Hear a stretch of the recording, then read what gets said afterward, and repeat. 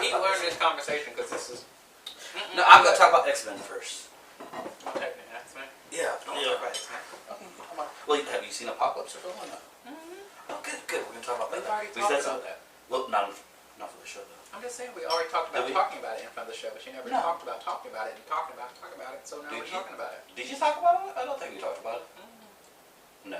We talked about it, I but don't never in remember. front of the people. What's up, y'all? It's John. Well, and it's Will. What we're talking about, whether we talked about it or not, was X-Men. I'm a big X-Men fan. Me too. There's so many movies out there. Definitely want to start off with what movie do you like the best? About which is the favorite movie. You can put that in there. X2 was probably my Yeah, but Bobby or Iceman, I like that one. Yeah, that's the one where you went to school, right? Oh yeah, okay, that is definitely that's one of my favorite ones. When Nightcrawler came. Was it on X2? X2 was when it was the second one. It was the second X-Men movie. It was my favorite. Yeah, because what's his name was Nightcrawler, Alan Cummings. My favorite scene in that though was when the bad guys broke into the school and Siren, that little girl, started screaming, and then Kitty probably fell through the ground, and everybody was getting all shot up, and Wolverine and them had to try to escape. That's one of my favorite scenes. Okay, I was gonna say, was that Black Canary? But Right. that's DC. Right, DC, wrong one.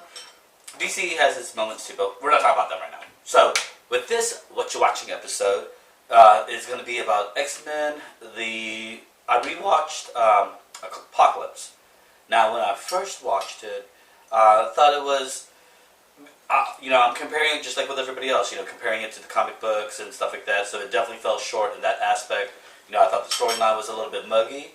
But when I rewatched it, I thought it to be better because, for one, it was been a year or two that it was out before I rewatched it again, and I wasn't judging it as much.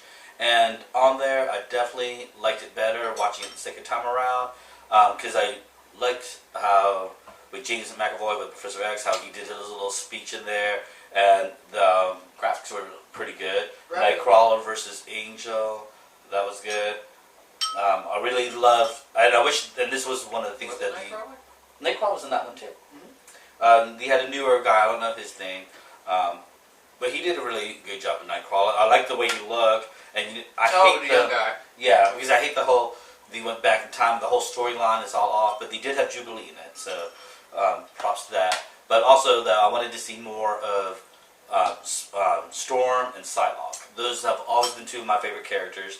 We're gonna talk about. We'll probably have a whole episode on just those two characters by themselves. You know my view on Storm. They don't. Maybe some people don't. I love me some Storm. Girl, it was nothing more empowering to see a comic book character that looked like me.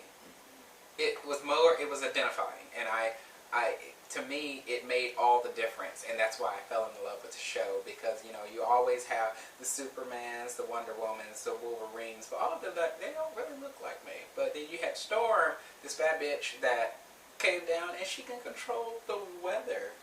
And I saw her, because I was a big fan of the animated series, and there was one line that she had, and they were in this amphitheater or whatever it was, and they had paired her against this guy that could control the earth, and he was just like,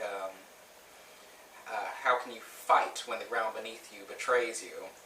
And she started flying, and she says, "You're no match for the ones that control the one that can control the wind and rain." And she just tossed him around like a damn football. Yes, I was like, "Yes, queen!" Yes! And it was, for me, it was very identifying, and it made me very self-aware, and that's, for me, love, much love.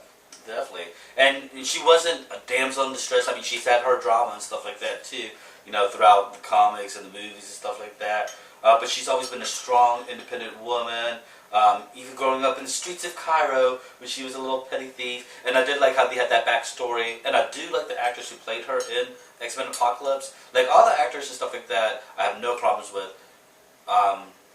Not the actress, but the character for Jean Grey though. The whole Dark Phoenix saga, I'm really still not feeling all that. Because I mean that's such a hard thing to grasp, and how they're going to put it in the movie. And I know there's a new one coming out, so maybe that'll be better. But like how they put the Phoenix Force within her. I've never understood that. And if you're a real devout X-Men enthusiast, you probably agree with me on this, that every time they do it, it more than just pisses you off, because Phoenix Force comes from outer fucking space. Maybe she got abducted by aliens and she didn't know it. Well, maybe she got probed. Yeah. Probed. But still, it's not, everybody's like, oh yeah, I want to be Green Jean Grey because she's the Phoenix. No, the Phoenix inhabited her body, and it's taken other residents and other people. What is it? She's a telepath, and what is that? Kinesis. No, yes. No, kinesis is the throwing where you can control stuff and move But stuff. she's Telepathic. Telepathic. That's what I'm looking for. Telepathic. Thank you. Today's word. Telepathic. So she has telepathic powers, and it's inhabited other telepaths. So it's not a Jean Grey thing. And that's what the movies are making it seem like. If they don't know anything about mutants, they're like, oh yeah, Jean Grey's a Phoenix Force. No, she is not. It's a different entity all itself. And therefore, that's how it becomes Dark Phoenix, because it experienced most of its life being good. And then when it no longer had some kind of gem or something to protect. Yeah, the outer space one with Shuri? It was something like that. Yeah, man. It's been a minute since I looked into that one. It no longer protected it. It then it started to partake in the joys of just being, and therefore it became Dark Phoenix, because it realized nothing was a match for it. So Dark Phoenix, So I don't grasp the concept that they're making it in Jean Grey, but that's just me. How about Quicksilver? His character in there, Evan Peters. I love Evan Peters. He's such a good actor. Sexy. I don't know about all that. He's a little too. No offense to you, Evan, and you can still holler at me, whatever. But a little too dirty for me. But Too dirty? What do you mean too dirty? I don't know. He looked like he might have something. No offense, but And James don't have something? James is clean. He's awesome. He's beautiful. But his line in there too. That was one of my favorite parts when rewatching, when Apocalypse was like, everyone who has power. I'm not saying the exact quote, but everybody who has power. He was going to say like, get all those people who don't have powers, enslave them or whatever. But then, Professor X is like, protect those who don't, have the power. Because people with power should be protecting other people. And I thought that was such a beautiful message. And that's one of the things I love about it. And Michael Fassbender, though, he's definitely hot. Magneto, awesome. That's one of my favorite characters too. And I thought he did well with him. But as far as all the X-Men, as far as Apocalypse though, compared to all the other X-Men movie, it is still a little bit lower. But I think it's definitely better rewatching it the second time, because you're not going in there as so judgy. I just believe that they're saturating the whole damn thing. They're just saturating it, because they're like, oh, this one fucked up. Oh, we're going to change it up. And then oh, this one fucked up. We're going to change it up. Yeah, a lot of stories don't match. I don't see why it's so hard to make something that's true to what we fell in love in the first place. If the original formula worked, why change it? They always say because outer space movies don't do as well. Star Wars, there's Star Trek, Guardians of the Galaxy. Right. So there's proof right there. So you can't really say that, but that's how producers are feeling. The movie itself is not of this realm. Right. Ah! But and I remember watching the first X-Men movie, and I really liked it. I enjoyed it. That's why I said I loved the X2 movie the best, because it just built on what was already there. I think the first movie had good introductions. It really, yeah. As far as an introduction, I think it was a really good tone set, and it just kind of put it more live action, I guess. And kind of more believable. And then the X2, it just kind of build right up on that. And then X3 just That was the dropped last day. the damn ball. I'm like, what the actual fuck? I did like what do you call it, the Beast in there though. Kelsey Grammer is the Beast. I thought that was cool, and his hand was changing and stuff like that. Was it Mystique in that one? I can't remember now. Mystique was in all three of them. Okay, so it would have been But Rebecca Renee Mystique- Stamos. Yeah, I was going to say it was the older Mystique, and then they did First Class, and then that's when First Class was good though. First Class was pretty good, and then but at the it just X3 had put such a bad taste in my mouth. Yeah, and that's what, like he said, everything had to be rebooted after that, and you started having different actors, and that's why they had the First Class, and First Class was just so separate from that. And then now they're integrating it with Days of Future Past. They integrated both worlds. I thought that was well done. I liked that. Yeah. I'm just like What do you call? What do you call But it? then- January Jones though as the White Queen. Oh my God, I love me some January Jones. She's awesome. I mean, her acting's a little dry sometimes. Some people say, I'm not saying that about you, girl, but some people say that. But she still looks so flawless, and I thought that role was perfect for her because she just has a royalness about her. And I was very sad that she didn't continue in the other movies. Spoiler alert. So I was like, I don't know. That was definitely I liked it. The one I'm trying to think of the one that I didn't care for as much. What was the one after that one? It was Days of Future Past, and then they did one where it was, and then they did the Wolverine. Oh, see the Five, Wolverines. and I'm Yeah, just- there's like 3 of those. It's like Then the four. Logan. Might Well, I be don't five. think Logan is different. Was there 5 of them? For Wolverine, I know there was at least 3. I know there's 2. I don't know. We'll have to look that up. We'll get our fact checker on there. Hashtag blame Bridget for not being here. Yeah, because the first one was the origins, and then the second one was after the after he got away from the X-Men, and then the third one, if I'm not mistaken, was the one where he had lost his antimanium.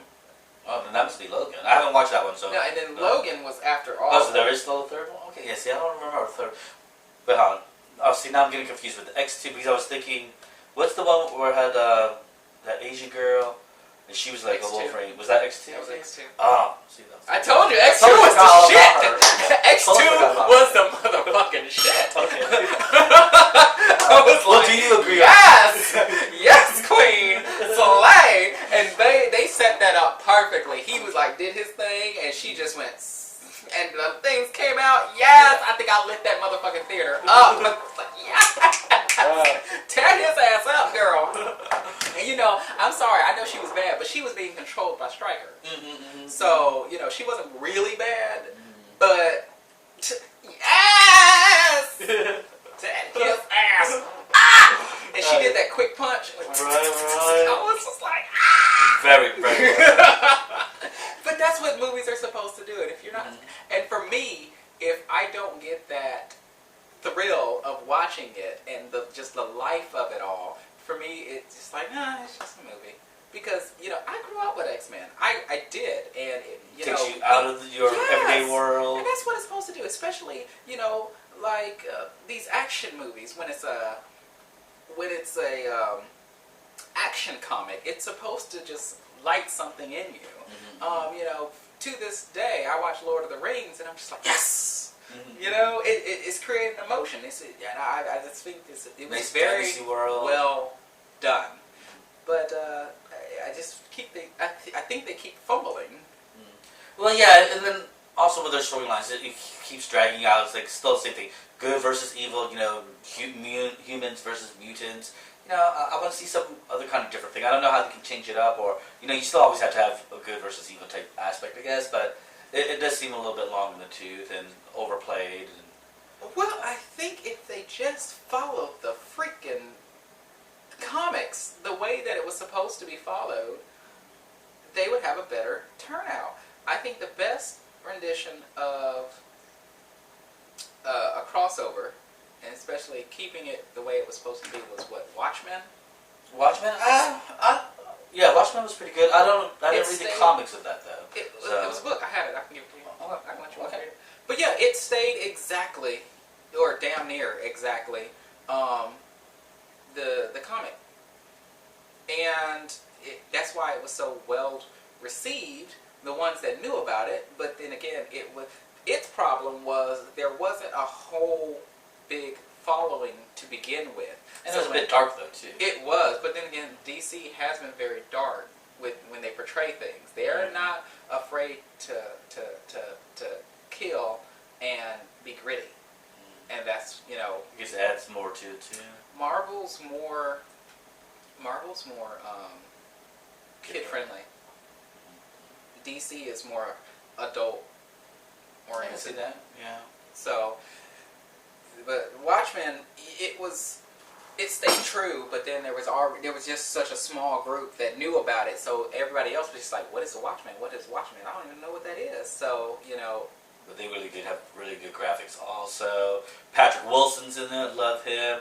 I don't know the woman's name who was his love interest in it, but that triangle between the owl, her, and Manhattan, I don't know if it's Dr. Manhattan, I want to say, but that whole storyline was really good, so yeah. Well, we'll vlog about that one later on. I have that. I think I have that movie. I'm pretty sure I have that movie. You probably need that on movies. But we need to talk about that and Guardians of the Galaxy, and there's a whole bunch more things we're going to talk about, but we are going to go ahead and wrap this up. Any last thoughts on X-Men movies for a wrap up? I would be very appreciative, but I want them to do it, and then I don't want them to do it at the very same time. I want them to do a Storm Origins. But I feel that with everything else and the way that they put it, there'll be an issue, because the way that they have explained it through the movies of how Storm came to be one of the X-Men is different from the way my understanding of how she became one of the X-Men based of all my prior knowledge of this information. So I don't know how they would back that up and then still fit in their timeline. They would still have to fumble over it again. Well, but they did go a little bit to her background, as far as her being, in Cairo and stuff like that when she first met Apocalypse, and how she was a thief and stuff like that. But yeah, didn't she become Queen of Africa also in some time? And she has a whole bunch of love interests that they do. She marries the Pink Panther. They're not the Pink Panther. The Black Panther. Excuse me. Which we need to do a video on that when we see it. But yes, but that comes years later, and Cyclops was the leader of the X-Men under Charles Xavier, of course, and Cyclops goes batshit crazy. And this is like after Jean dies? After Jean dies. It was either after Jean dies or after they resurrected her and she wasn't the same, or something like that happened. But he went berserk, and Storm had to challenge him in order to become the boss, the leader. And what people also doesn't know about Storm is very skilled in hand-to-hand combat.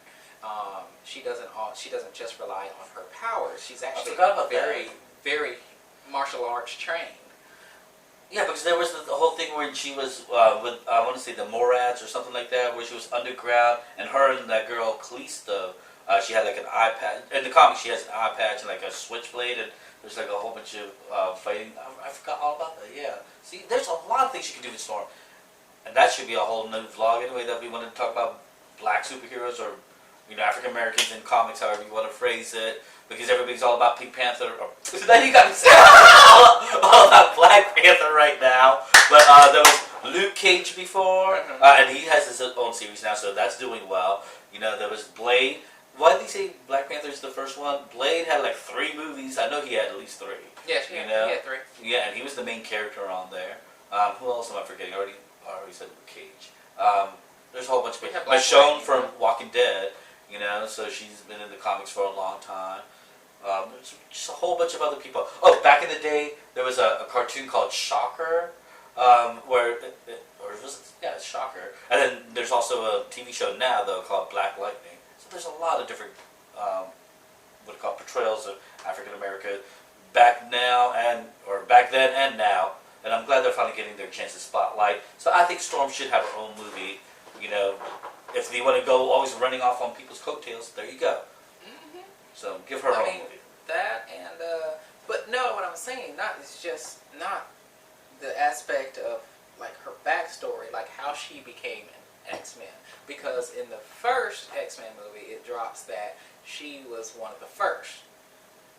She was. But then when it goes first class, she was nowhere to be found. Oh, that's true, yeah. You know? See, there's that reboot. But see, in the comics, they're always rebooting the comics, though, too. You know, so there's like Uncanny X-Men, the regular X-Men, new X-Men. So, X-Men 52, or is that DC? That's DC. So it's a DC fan here. I'm a comic book mogul, sorry. Right. Well, forgive it. I have a lot of things going through my head right now. We also got to talk about that in Injustice. Game. Oh, Injustice 2. I haven't played it yet. That's awesome. Alright. You know, I just got a PlayStation 4. But anyways, okay, we'll talk about that later. Alright, well, we're wrapping up. I have nothing else to say. Peace, love, and cake. Alright, bye. That's the weirdest wrap up ever. But still, we could talk on and on about it. So...